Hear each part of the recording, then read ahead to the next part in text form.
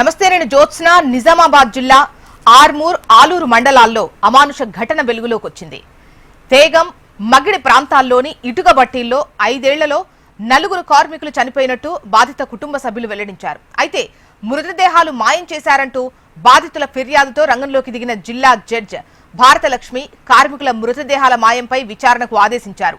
ఇటుక బట్టీల్లో పోలీసులతో rescue operation చేపట్టారు. ఈ క్రమంలో విస్తుపోయే అంశాలు వెలుగులోకి వచ్చాయి. ప్రభుత్వ భూముల్లో అక్రమంగా ఇటుక బట్టీలు నిర్వహిస్తున్నట్టు గుర్తించారు.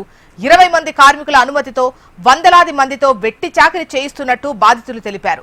5 ఏళ్లుగా ఇటుక బట్టీల్లో ఏపీ, తమిళనాడుకు చెందిన 474 మంది కార్మికులు మగ్గిపోతున్నారు.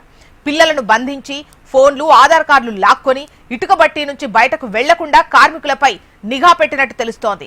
ఈ ఘటనపై తీవ్ర ఆగ్రహం వ్యక్తం చేసిన జిల్లా జడ్జ్ సమగ్ర విచారణకు ఆదేశించారు.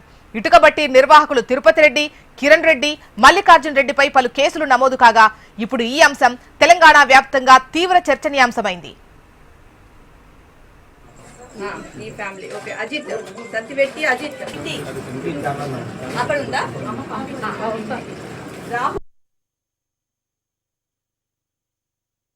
తేగాన్ విలేజ్ దగ్గర ఇటుక బట్టీలలో చాలా మంది బాండెడ్ లేబర్స్ ను తీసుకొచ్చి బలవంతంగా పనిచేస్తున్నారని, వారిని తెల్లవారుజామున ఉదయం 3 కాడ నుంచి రాత్రి 11 వరకు ఎటువంటి రెస్ట్ ఇవ్వకుండా కూడా వాళ్ళని పనిచేస్తున్నారు. వాళ్ళకి ఎటువంటి ప్రైమరీ వసతులు కూడా కల్పించలేదు అని, వాళ్ళకి లేబర్ ఛార్జెస్ కూడా చాలా మీగర్గా ఇస్తున్నారని, వాళ్ళు ఎటువంటి కండిషన్స్ కూడా లేబర్ కండిషన్స్ కూడా పాటించడం లేదని, వాళ్ళ కుటుంబంలో ఒక వ్యక్తి ఇక్కడ నుంచి దాదాపు పారిపోయాడని అనుకోవచ్చు.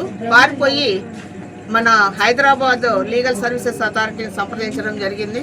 అక్కడి నుంచి వారు వీడియో స్టేట్మెంట్ రికార్డ్ చేసి అక్కడి నుంచి వారు నాకు డైరెక్షన్స్ ఇవ్వడం జరిగింది. ఇక్కడ ఎంతమంది అయితే బాండెడ్ లేబర్ ఉన్నారో వాళ్ళందరినీ రెస్క్యూ చేసి వాళ్ళందరికీ కూడా ఈ బాండెడ్ లేబర్ ఫ్రీ సర్టిఫికెట్స్ ఇప్పించి వాళ్ళకి వాళ్ళ ఓనర్స్ దగ్గర నుంచి ఎంతైతే ఎన్ని రోజులు పనిచేశారో అన్ని రోజులకు లెక్క కట్టి వాళ్ళకి రావాల్సినటువంటి అమౌంట్స్ ఇప్పించి వాళ్ళకి కాంపన్సేషన్ కూడా ఇప్పించమని మాకు డైరెక్షన్స్ వచ్చింది. కాబట్టి ఈరోజు ఇమ్మీడియట్గా మేము ఇక్కడికి రావడం జరిగింది. ఏదైతే మాకు కంప్లైంట్ వచ్చిందో అవన్నీ కూడా ఇక్కడ క్లియర్గా నిజాలన్నీ కూడా కనపడుతూ ఉన్నాయి. ఒక్కొక్కళ్ళు చాలా అనారోగ్యంతో చూడడానికి పడిపోయేలాగా ఉన్నారు. ఇక్కడ ఉండడానికి కూడా సరైన వసతి లేదు.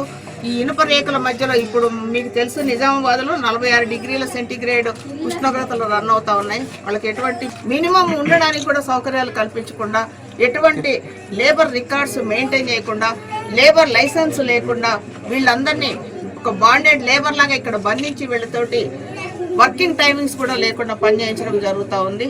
ఇవన్నీ కూడా ఇక్కడ ఉన్న వాళ్ళు క్లియర్గా చెప్తున్నారు. వీళ్ళందరూ కూడా ప్రత్యేకంగా మాతోటి ఇప్పుడు చెప్పడం జరిగింది. దాదాపుగా ఇక్కడ చుట్టుపక్కల ఉన్న ఇటుక బట్టీలలో మొత్తం ఒక 1000 మంది బాండెడ్ లేబర్ ఉన్నట్టుగా మాకు సమాచారం అందింది.